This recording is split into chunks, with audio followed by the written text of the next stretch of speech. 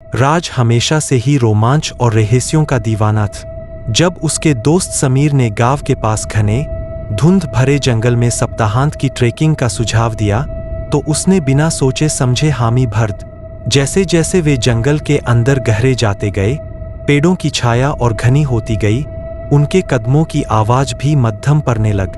अरे, क्या तुमने यहाँ के एक पुराने वीरान झोपड़ी के बारे में सुना है? समीर ने फुसफुसाते हुए कहा, मानो डर से बचने की कोशिश कर रहा हो।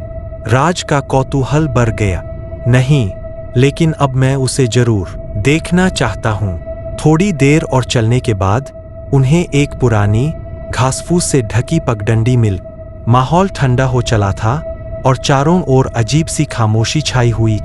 थोड़ी ही देर बाद वे एक छोटी सी खुली जगह पर पहुंचे जहां झोपड़ी खड़ी थी, जर्जर और भयावह, जैसे वर्षों से किसी ने उसे छुआ न हो। तुम्हें लगता है हमें अंदर जाना चाहिए?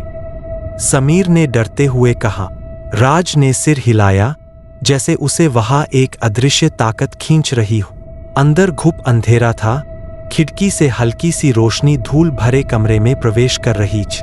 दीवारों पर फफूंद और सड़े हुए लकड़ी की गंध से सांस लेना भी भारी हो रहा था। एक पुरानी कुर्सी बीच में पड़ी थी, खाली चिमनी की ओर मुंह किए।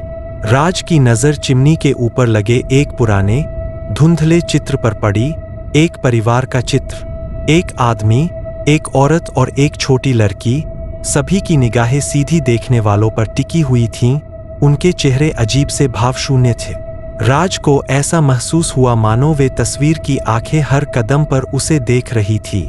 अचानक पीछे के कमरे से खिसकने की हल्की आवाज आई, जैसे कोई भारी चीज को घसीट रहा हो। समीर कांप गया। उसकी आंखों में डर साफ झलक रहा था। लेकिन राज ने जिज्ञासा में एक कदम आगे बढ़ाए। चलो यहाँ से चलते हैं, कुछ तो गड़बड़ है इस जगह में, समीर ने कानों में हल्के से कहा, पर राज ने उसकी बात अनसुनी कर दी। राज ने पीछे के कमरे का दरवाजा खोला और देखा कि एक पुराना टूटा फूटा संदूक एक कोने में था। उस पर धूल भरी चादर आधी ढकी हुई थी, जैसे हाल ही में किसी ने उसे खींचा हो। उसने धीरे से संदूक का ढक्कन उठाया, पर अंदर सिर्फ एक पुरानी जर्जर सी डायरी पड़ी। उसने डायरी उठाई और पन्ने पलटे। ज्यादातर अक्षर धुंधले थे, पर कुछ शब्द साफ दिखाई दे रहे थे। आवाजें, भाग नहीं सकते, इंतजार। एक ठंडी सिहरन उसकी रीढ़ तक उतर आ। जैसे ही उसने डायरी बंद की, उसने संदूक के अंदरूनी हिस्से में एक नाम उकेरा हुआ देखा, अमृता।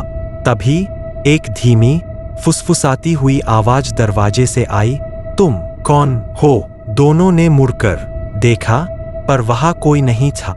आवाजें गूंजने लगीं, वही सवाल दोहराती हुई। कमरा अंधेरे से घिरता जा रहा था और परछाइयां पास आती प्रतीत हो रही थी।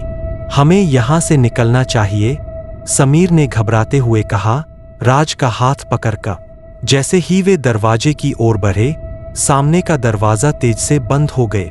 ठंड बढ़ गई और फुसफुसाहटें और तेज हो गई। अब परछाइयां एक छोटी लड़की का धुंधला आकार ले चुकी थी।